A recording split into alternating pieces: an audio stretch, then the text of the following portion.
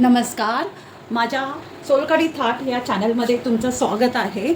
आता आज मी तुम्हाला व्हेज पुलाव बनवून दाखवणार आहे. Green veg pulao. तर त्यासाठी मी 2 वाटी तांदूळ बासमती लॉंग राईस 2 वाटी घेते. 2 वाटी बासमती तांदूळ घेतला. आता तो मी 3-4 वेळा पाण्यात वॉश करून घेणार आणि थोडं पाणी टाकून तो सोक करायला ठेवणार. आता त्या ग्रीन पुलावसाठी मी हिरव्या मसाल्याची पेस्ट करून घेते. त्यासाठी लागणार आपल्याला पालक हा मी स्वच्छ धुवून पुसून घेतला आहे. 1 वाटी पालक, कोथिंबीर, 1 लसूण पूर्ण, 4-5 हिरव्या मिरच्या,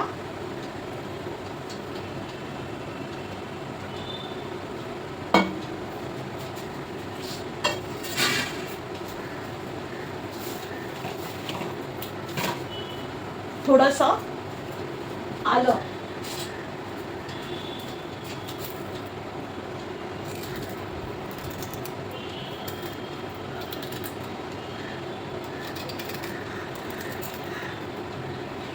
बस. हे मी आता वाटून घेणार. हे अशा प्रकारे मी वाटून घेतलं. आलं, लसूण, हिरवी मिरची, कोथिंबीर आणि पालक यांची पेस्ट मी ग्रीन पुलावसाठी बनवून घेतली.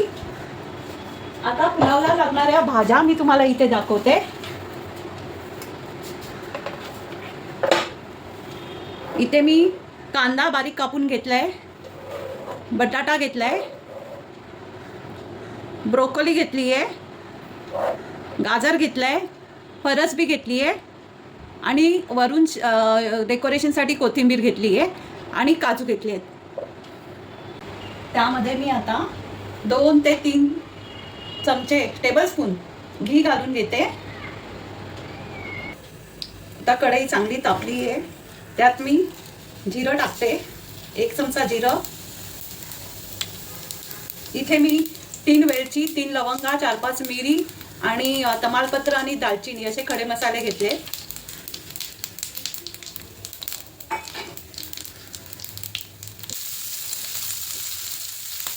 बटाटा टाकायचा आहे, बारीक उभा चिरून घेतलाय, चांगला परतून घ्यायचा.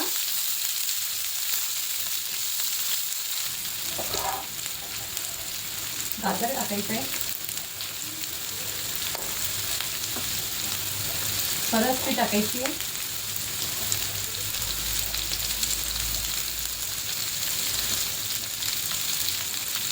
ब्रोकोली टाकायची,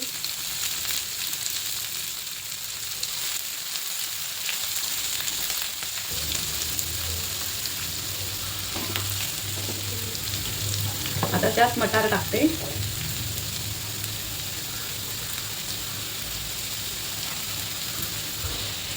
हिरवागार मटार पण या सीझनमध्ये भरपूर प्रमाणात येतो.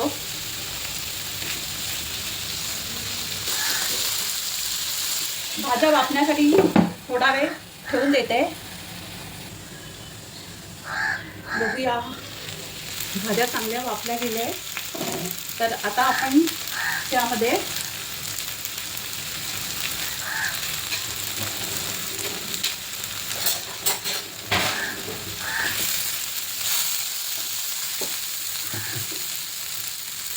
हे ग्रीन वाटप टाकूया.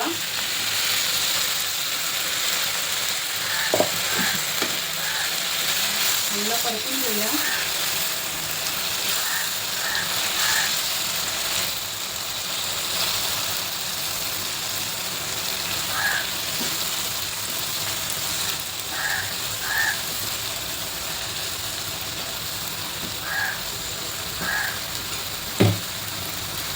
त्यामध्ये आता सोक केलेले 2 वाटी तांदूळ टाकूया.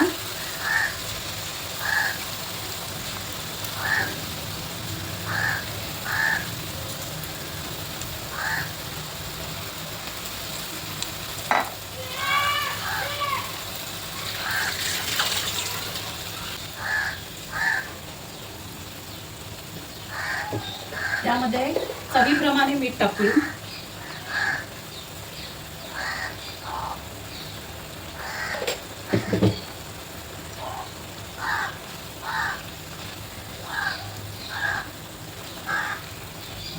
चांगला मिक्स करून त्यामध्ये आता 2 वाटी तांदूळ होते म्हणून मी 3 वाटी गरम पाणी 3 वाट्या गरम पाणी टाकते. 1 2 3. आता त्यावरती झाकण ठेवून पुलाव शिजायला ठेवते. चला तर बघूया आपला पुलाव रेडी आहे का.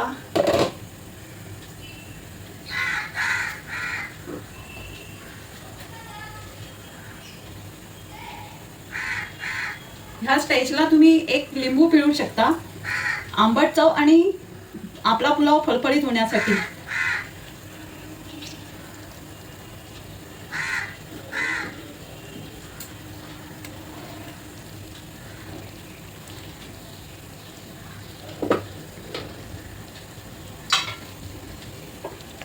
तर त्याच्यावरती थोडासा गरम मसाला,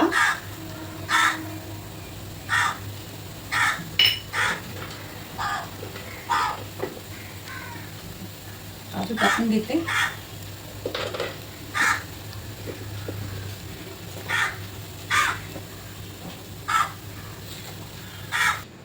असा थंडीमध्ये हिरवागार पुलाव सोबत रायता, कांदा, टोमॅटो आणि सोबत हे पापड, असा गरमागरम पुलाव थंडीमध्ये खायला खूपच भारी वाटतो.